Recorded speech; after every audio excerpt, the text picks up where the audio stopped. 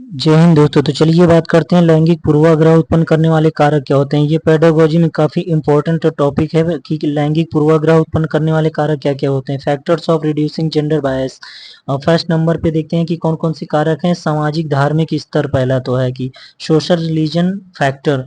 ये क्या होता है कि हमारा सामाजिक धर्मों पर क्या होता है, आधारित होता है। कुछ धर्मों में पाया जाता है कि लड़कियों को बाहर जाने की अनुमति नहीं होती है। धर्म उन लड़कियों को यह स्वीकृति नहीं देता कि वह अपने घर से दूर जाकर के पढ़ाई पढ़ाई कर सके। ठीक है, तो ये क्या हुआ कि उनके लैंगिक पूर्वाग्रह में क्या हुआ कि जेंडर बायस में एक सामाजिक कारण हो गया, सामाजिक कारक हो गया। धार्मिक कारक भी माना जाता है इसको, सामाजिक और धार्मिक स्तर का कारक है ये। ठीक है कि हम यानी कि जैसे लड़कों को तो जाने देते हैं लेकिन लड़कियों को बाहर जाने की अनुमति नहीं होती है। तो ये जैसे पढ़ाई करने जाना है तो हम उसको नहीं जाने देते हैं, तो ये एक सामाजिक धार्मिक स्तर का कारक है। ठीक है, दूसरा नंबर देखते हैं आर्थिक समस्या क्या होती है। आर्थिक समस्या जेंडर बायस में कैसे कारक बनता है। Economical problem. अगर समान अगर क्या होता है कि समाज आर्थिक समस्या से जूझ रहा हो तो लिंग विभेद बढ़ जाता है। क्योंकि अगर परिवार गरीब होता है तो वह लड़की को स्कूल न भेजने पर बल देगा, और अगर देगा तो लड़के को प्राथमिकता देगा। ठीक है, जिसकी वजह से लैंगिक भेदभाव क्या होता है कि बढ़ जाता है। ठीक है, अगर जैसे क्या होता है घर में एक लड़का है और एक लड़की है लेकिन आर्थिक स्थिति ठीक नहीं है तो क्या होता है कि अक्सर लड़के को ज्यादा वरीयता दी जाती है। बाहर जैसे अगर पढ़ने जाना है तो उसको लड़के को वरीयता दी जाएगी, ना कि लड़की को भेजा जाता है। ठीक है, तो ये इसमें भी जेंडर बायस है, आर्थिक समस्या है ये। आर्थिक समस्या से जेंडर बायस उत्पन्न हुआ है ये।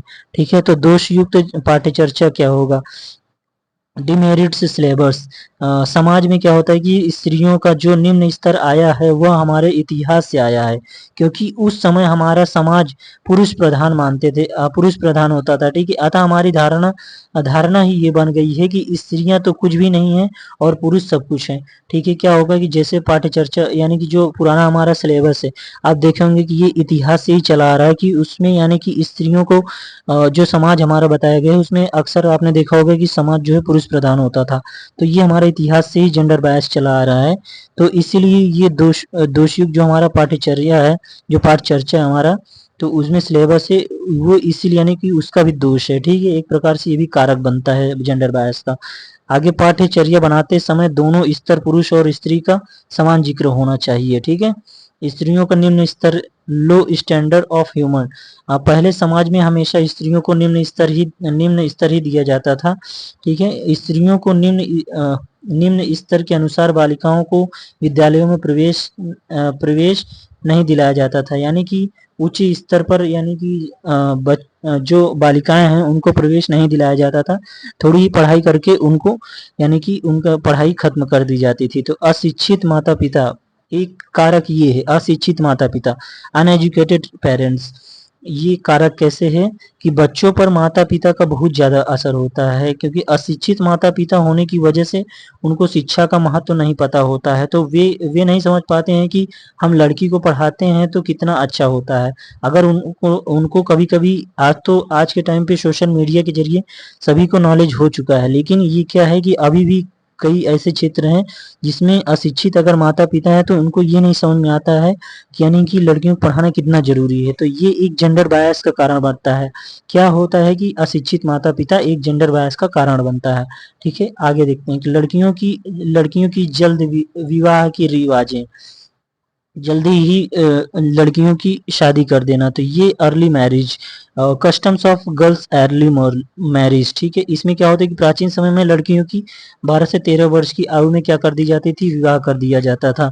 जो उम्र की उनकी पढ़ाई के लिए होनी चाहिए थी वही उम्र में वो माँ बन जाती थी, जिससे उनकी वजह से उनकी पढ़ाई में ध्यान नहीं लग पाता था या ध्यान नहीं केंद्रित कर पाती थी।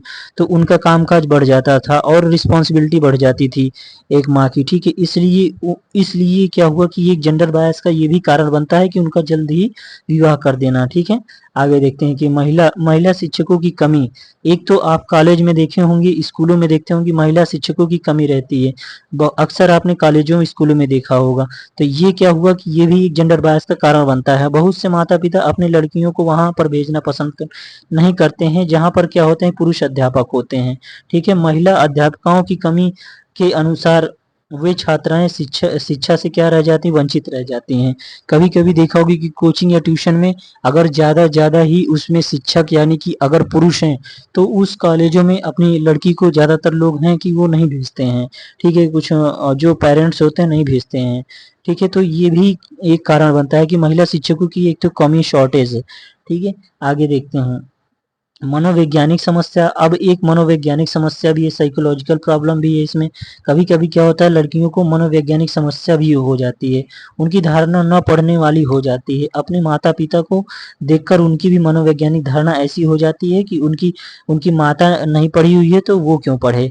ठीक है, तो ये एक मनोवैज्ञानिक कारण है, एक मन में भावना यानी कि उत्पन्न हो जाती है, तो ये मनोवैज्ञानिक कारक भी है एक। ठीक है, सांस्कृतिक समस्या क्या है, सांस्कृतिक समस्या में कल्चरल प्रॉब्लम। प्राचीन समय में प्रेरित व्यक्ति भी लड़की को शिक्षा देने के पक्ष में नहीं होता है। ठीक है, क्योंकि उसकी संस्कृति के अनुसार लड़कों को पढ़ाया नहीं जाता है। ठीक है, ये सांस्कृतिक समस्या है एक, यानी कि हमारी प्राचीन समाज में क्या थी, ये कल्चर बन गया था कि यानी कि शिक्षा देने के पक्ष में लड़कियों की शिक्षा देने के पक्ष में नहीं होता था पहले, लेकिन ये कहीं कहीं अभी भी ऐसा है।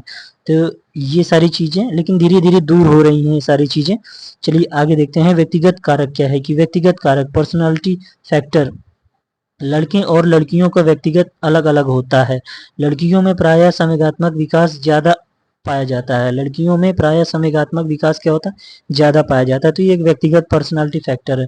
ठीक है, लड़कियां प्रायः कोमल, सहन करने वाली पाई जाती हैं, अतः दोनों का व्यक्तित्व अलग अलग होने की वजह से भी उनमें लैंगिक भेदभाव उत्पन्न हो जाते हैं। ठीक है, क्योंकि वो एक सहन लड़कियां क्या होती, कोमल एक टाइप की पाई जाती हैं, तो वो यानी कि सहन करने वाली पाई जाती हैं, तो ऐसा यानी उनमें एक अलग से भेदभाव पैदा हो जाता है ऑटोमेटिकली। तो चलिए आगे देखते हैं, लैंगिक भेदभाव को खत्म करने में अध्यापक की क्या भूमिका होनी चाहिए। देखते हैं कि कैसे लैंगिक भेदभाव को एक अध्यापक खत्म कर सकता है, यानी कि एक अध्यापक की क्या रिस्पॉन्सिबिलिटी है लैंगिक भेदभाव खत्म करने की। फर्स्ट नंबर देखिए, अध्यापक एक ऐसा वातावरण स्थापित करना चाहिए अध्यापक को जिससे कि कक्षा में दोनों वर्गों को समान रखा जाए। ठीक है, अध्यापक कोई भी भेदभाव नहीं करना चाहिए अध्यापक को। अध्यापक ऐसे उदाहरण प्रस्तुत करे जो लड़कियों के संदर्भ में भी हो और लड़कों के संदर्भ में भी हो। ठीक है, अध्यापक को छुआछूत जैसी धारणा आदि की खत्म करने का भी प्रयास करना चाहिए, जिससे बच्चों का मनोबल बढ़ेगा। जो माता पिता अपनी लड़कियों को नहीं पढ़ाना चाहते हैं उनके साथ मिलकर उनको समझाना चाहिए। उनको क्या करना है, उनको मिलकर के क्या होना चाहिए, उनको समझाना चाहिए कि ये चीजें अब नहीं रह गई है, आप पढ़ाइए। आप उनको, शिक्षकों का काम है कि उनको समझाए इसके बारे में। ठीक है, कक्षा में लिंग भूमिकाओं की रूढ़िबद्धता को कम करना अध्यापक को पहला कर्तव्य है। अध्यापक के पहला कर्तव्य की रूढ़िबद्धता जितनी भी चीजें हैं उसको, वो सारी चीजों को कम करना, लिंग भूमिकाओं की जिसमें अधिकता पाई जाती है, रूढ़िबद्धता पाई जाती है, उसको कम करना। ठीक है, आगे देखते हैं। आगे तो ये इतना ही है। तो ये क्या है कि एक हमने देखा कि लैंगिक पूर्वाग्रह उत्पन्न करने वाले कारक हैं और लैंगिक पूर्वाग्रह को एक अध्यापक कैसे खत्म करेगा या खत्म करेगा, या उसकी क्या रिस्पॉन्सिबिलिटी होगी लैंगिक पूर्वाग्रह को खत्म करने की। तो थैंक यू सो मच।